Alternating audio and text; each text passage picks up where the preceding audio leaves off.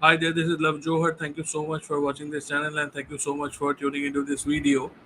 In this video, we will try to understand what are the obligations on the processing entities as per the Digital Personal Data Protection Act. So here you can see we have listed down some obligations and the description. So these have to be uh, made sure by the processing entities that they follow these obligations. Number one is consent.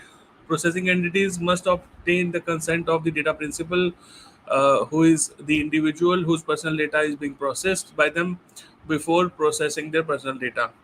And this consent must be free, specific, informed, unconditional, and unambiguous.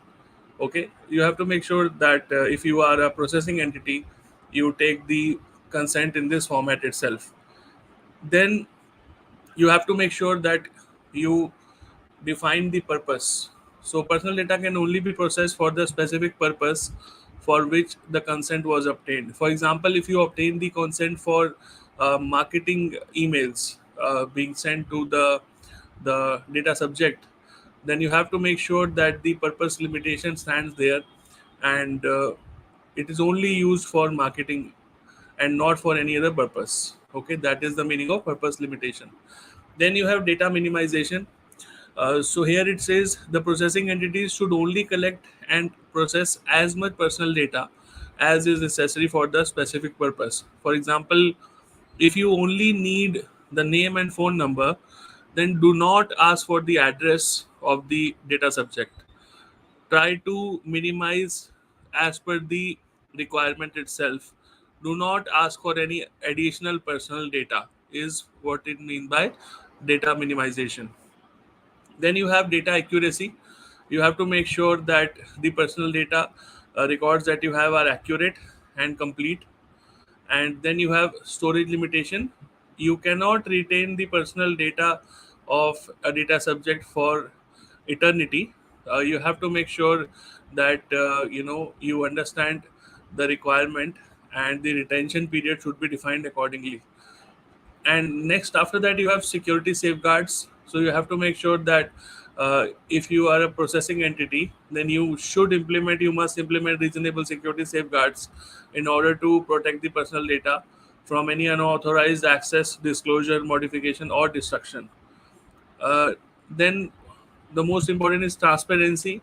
You have to make sure that the processing entity, if you are a processing entity, you have to make sure that you have to be transparent about how you collect data, how you use it, how you disclose, and you must provide the data principals with clear and concise information about their privacy practices, your privacy practices. Then coming to the data subject rights, what rights do the individuals have in terms of their personal data? Individuals here being referred to data subjects. So data principals, have a number of rights under the DPDP Act, which is nothing but the Digital Personal Data Protection Act, including the right to access their personal data, and the right to have their personal data corrected, erased, right to object to the processing of personal data, and processing entities must comply with the data subject rights. It is very important that the processing entities must comply with the data subject rights. Then data breach reporting. So you have to make sure that you report the data breach within 72 hours under the Data Protection Board of India. You have to report it in 72 hours. So this is the understanding that I have collated. This is just a good head start for all of you out there who are trying to understand what are the obligations on the processing entities.